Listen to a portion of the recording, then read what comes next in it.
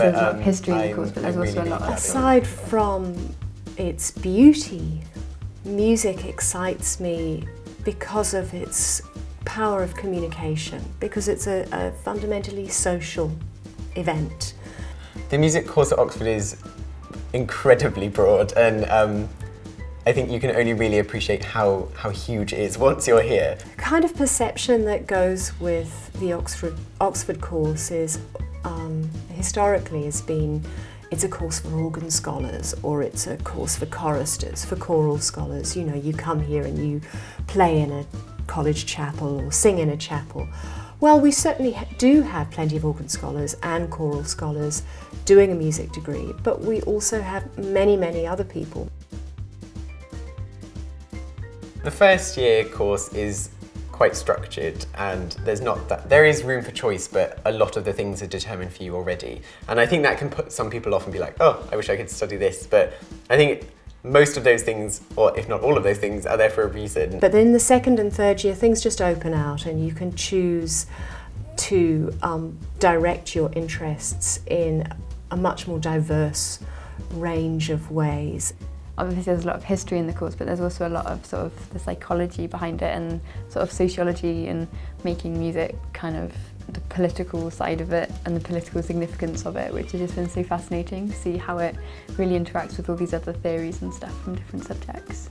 And I hadn't thought about music in that way before. I'm focusing on my dissertation for a bit, so I'm looking at gender in Korean pop music, and doing an ethnography of Japanese karaoke music, which is, I think when people look at the Oxford course you think, oh, there's no way you could do anything like that at all. You can do courses in orchestration and in composition if you're a composer. You can do courses in how to create a critical edition, music ethnography, music theatre.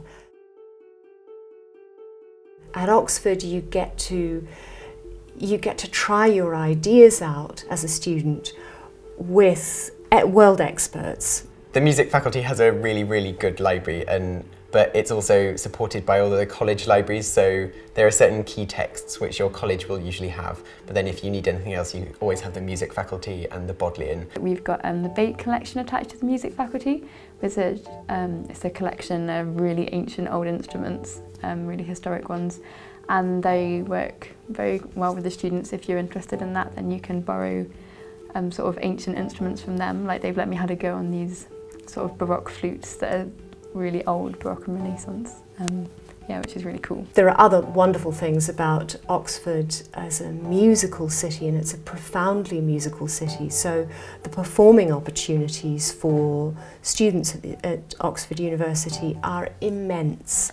I've been in the Hansel and Gretel opera, which happened over last term. I've played with college. I've been and played in the British Embassy in Paris, and there are just so many fantastic opportunities that you just wouldn't get anywhere else. So you should do a 40-hour week. That may sound horrendous, but it's actually pretty straightforward. If you get up at 9 and start working and sit down at the end of the day, cut off at 5. You invest a lot of time, but then you also get so much back from your tutors, which is something that you don't get at other universities. So every week you have at least 2 hours of one-on-one or two-on-one with your tutor.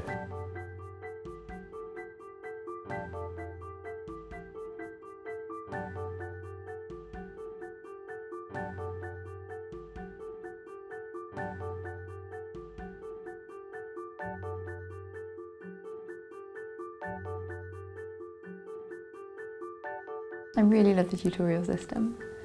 It means you normally get really good feedback on all your work, and it means that there's also a lot of support if you're finding something a bit more difficult. You have to put the work in, which you can't escape it, because it's just like 2 people and them, so they know you. There's no hiding, but that's incredibly useful. And once you've got over the initial kind of fear, then it's great. So I've got 1 or 2 essays a week, and quite a lot of reading attached to that, with some techniques work too, which is writing music in the style of people. And then on top of that, quite a lot of sort of practicing my performance and trying to get together my chamber music group for finals. I think I've got a lot better at structuring my ideas, because when I arrived I just I'd have a question and then just splurge information on a page and then be like, how can I find a structure to this? We're looking for people who are excited and imaginative in their approach to music. Oxford has such a fantastic reputation, and I thought, why not? I might as well go for it. One of my former tutors at school just thought that it would be worth me applying. Like, not many people from my school have ever been to Oxford. I think I'm one of the only ones.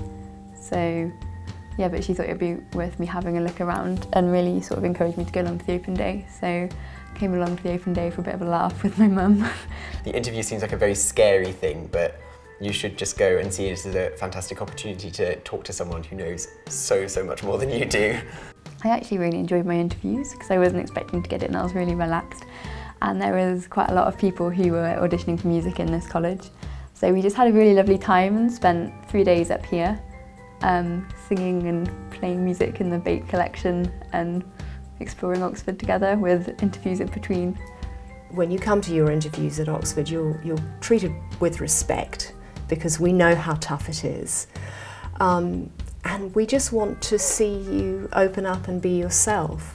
It's not a test. We're not interested in catching you out. We're not interested in finding out how much you don't know. It's not a multiple choice questionnaire. And I got this letter and I think I actually opened it and screamed aloud. Yeah, because I was quite shocked and quite scared.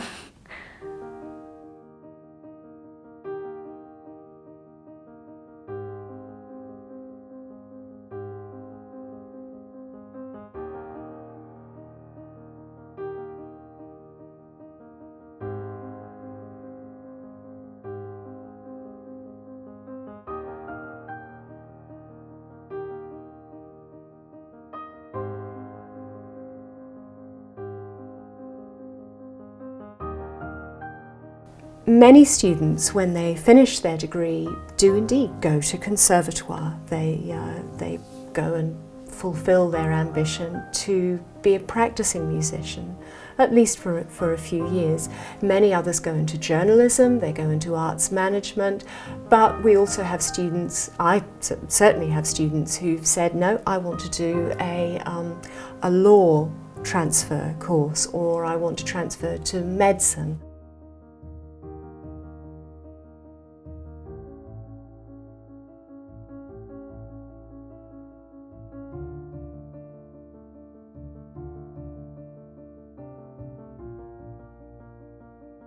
I'd like to go into music therapy eventually, so that would involve going and doing a postgrad somewhere. I don't really know what I want to do after the course, but I think in many ways it's because the course has opened my eyes to so many different options, and not necessarily just the course, but being at Oxford and meeting so many incredible people and having so many interesting friends who are all interested in different things, and then you think, oh, maybe I would like to do that. My sort of final words to students thinking about choosing a course would be, why not apply to Oxford? Why not?